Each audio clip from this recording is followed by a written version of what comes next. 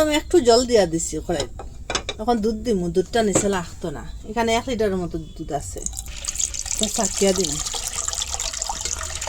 ফুল আগুনে কিনারা থাকিয়া লাড়াচাড়া করি একটু দুধটা জাল দিব। কখন দুধটা এরকম জাল দেওয়ার পরে এখানে গুঁড়া দুধ দিয়া দিব আরো 1.5 বাটি, ওই বাটি দিয়া তাড়াতাড়ি এটা দুধটা ঘন হইব। অনবরত লাড়াচাড়া করিয়া জাল দিতে দিতে দেখুন ঘন হইয়া আসছে, আর কালারটা কীরকম চেঞ্জ হয়েছে।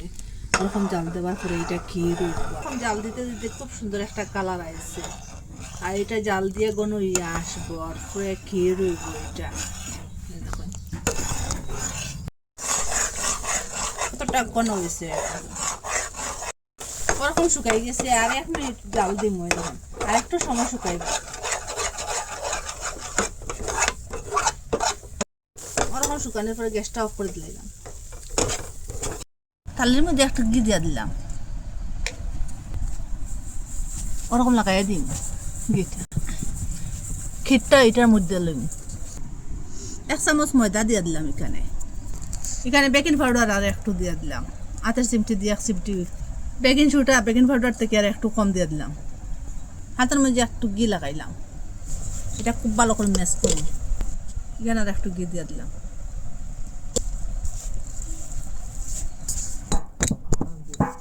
ওরকম মাটার পরে ওরকম করিয়া লিচু করম, 1 সাইজের করম। দেখুন পরে ওই ঘি লাগাই হাতের মধ্যে একটু আবার, আর ওরকম গোল করিয়া বল করিলে দেখুন। আর এটা চেষ্টা করলেও করতে পারেন, ওরকম একটু হাত দিয়ে এরকম করিয়া ওরকম করে বানাই লিচ্ছি। আসুন আমার সাথে। দিয়ে 1 বাটি চিনি দিছি, এখানে 1 বাটি চিনি 1 বাটি জল দিলাম। এখানে মুখ ফেটাই এলাচ দিলাম। এখানে ফুড কালার আর একটু দিয়ে দিলাম। গ্যাসটা অন করুন, চিনিটা গলো। চিনিটা 1 তার 2 তার না বানাইলে হইব, এটা ফুটিয়া উঠে। যে জায়গা সাদা তেলও দিতে পারেন। এটা ওরকম ফুটার পরে গ্যাসটা অফ করে দিলে মিটে 1 তার 2 তার না হইলে হইব। ঘিটা গরম হয়ে গেছে, এখন আমি একটা একটা করে দিলাই। আগুনটা মিডিয়ামে রাখবা, নাইলে বাইরের দিকে জ্বলে যাব, ভিতরটা উঠো। দেওয়ার সাথে সাথে কীরকম কালারটা চেঞ্জ হবে দেখুন, ফুলকো ফুলকো উঠে উঠাইলে এইটাতে ঘির থেকে। বাকি যেটা আছে ওরকম করে বানাইলাম, ওরকম করে বানাই লিছি। একটু লালমনটা ঠান্ডা হওয়ার পরে শিরাটা ডালিম। শিরাটা একটু গরম গরম আছে, আর এখন ফ্রিজের মধ্যে রাখি দিম আর 1 ঘন্টার লাগিয়া। ওরকম লালমন করে বানাইয়া খাইতে পারবা, অল্প খরচ দিয়া।